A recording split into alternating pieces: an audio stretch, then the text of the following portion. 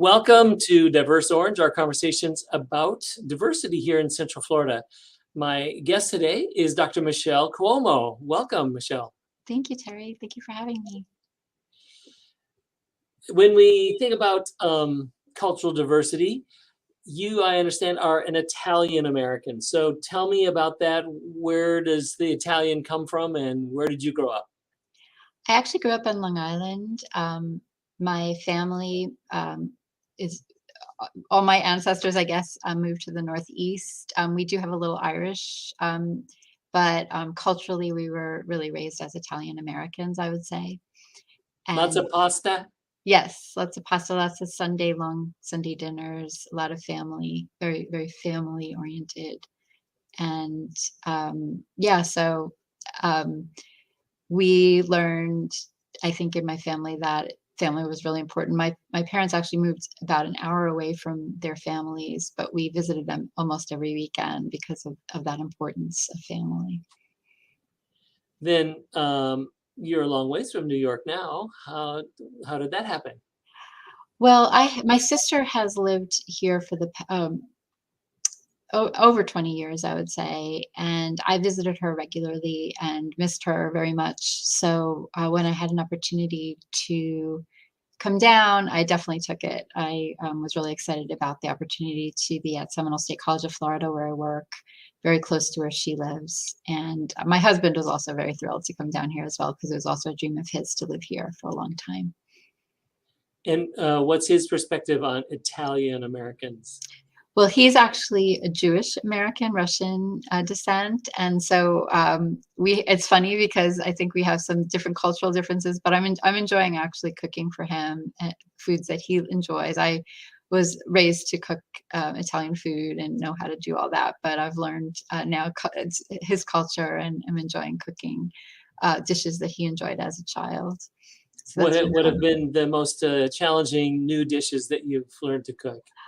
Well, one thing I haven't learned to do are knishes, because his mother's knishes were so good that he would not, he doesn't really want me to try, but I just tried challah bread, and I really, he liked it and I liked it. So that was good. And have you had any failures in trying to? Hmm. Failures, I'm just maybe disappointments. Yeah, but I enjoy making a very simple dish called matzo brie, which he enjoys, and I enjoy making it. And he made it for me first, so it's fun. And we also made latkes together on one of our first dates, and it wasn't a failure, but the kitchen didn't recover for a while. And what is his favorite Italian food? He loves pizza, but he does not love pizza here. He's also a Northeasterner and misses that pizza. But so I'm thinking of trying to learn to make pizza as well, to see if I can. And what's the difference? What's a Northeastern pizza? I think there's a certain crispness to the crust that they always say it's the water in New York. Have you heard that before? No. Oh. So you're talking about thin crust, thin crispy crust? It's kind of thin, crispy. It has a certain quality. It's kind of thicker on the sides and very thin in the middle, in the sides. And the sauces, I do believe that the sauces have more flavor up there. I have to agree with him a little bit, that I think that the prevalence of the sauce is really important in New York. But we try. At Seminole State, is your student population very diverse, and how is diversity celebrated or not at Seminole State? Yes, our population is very diverse, and that's one of the things I love about it here. You meet folks from all over the world who are coming to school here. We do, I think at Seminole State College of Florida, we do celebrate diversity. Our student clubs are robust. I happen to be the advisor for the Southeast Asian Student Association, which I really enjoy, and I'm learning about their culture more and more as a result of being an advisor for them, which is a privilege to me. The Hispanic Society is very strong on campus, and even in our, I'm the Dean of Arts and Communication, and in our programming, we try very hard to consider diversity in our choices of productions, in our music choices. We try to celebrate Hispanic Heritage Month, Black History Month, but we also try to think about it all the time. We don't just relegate it to these months when we're supposed to be celebrating, but we try to we really try to reflect our student body in our choices, and be aware and open to new voices whenever we can, or voices we haven't heard very much of in the United States, I would say. And do you have any particular connections to organizations in the Central Florida area outside of the college that are related to cultural diversity? Yes, we have a really strong partnership with Flamenco del Sol. They come to perform with us almost every year. They'll be with us next in September. We also have partnerships with Open Scene and Teatro de Colonización, with Nadia Garzón. Those are groups that we have a strong partnership with. And we also have a partnership with Fusion Fest, and we're looking forward to participating in some of your events.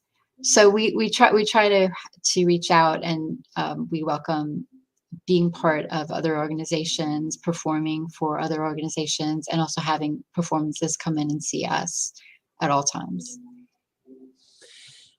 And outside the college, where have you explored or found spots that are maybe good food explorations outside of the Russian Jewish or Italian realm?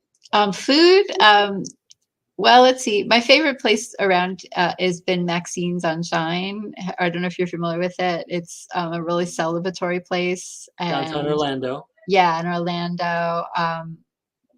We go to New Smyrna a lot and enjoy. There's a really great Italian place in New Smyrna, which name is escaping me, but we enjoy the seafood out at the beach, and I've also enjoyed. Well, I guess that's kind of far afield. I've enjoyed the west coast of Florida as well, and the cuisine there. But I love seafood, and I love there's so many influences here. I spent some time in New Orleans, and I feel like there's a lot of celebration of New Orleans food, Creole food here that I've enjoyed as well.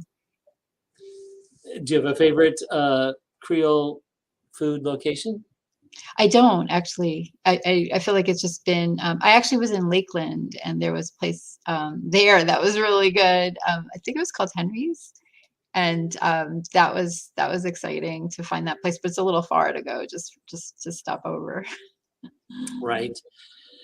Is there anything that you miss here that from your growing up community?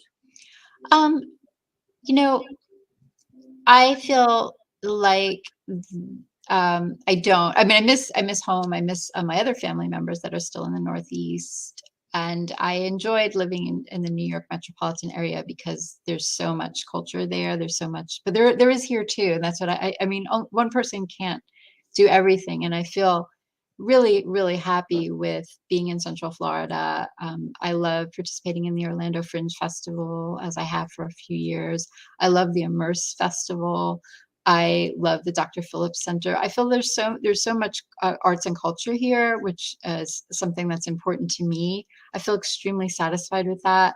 I love that I can take a drive and go to the beach in an hour. I used to live closer to the beach, I have to say that. So I guess I miss that, like just going over after work to the beach. But I still feel happy that I can get to the beach pretty quickly. Great. Well, thank you for being here and for being interested and exploring and learning more about different cultures that make up not only our country, but Central Florida. As you've mentioned, we are very diverse. So thank you for talking to me today, Michele. Thank you, Terry, for having me. You bet. And thank you, folks, for watching this issue of Diverse Orange.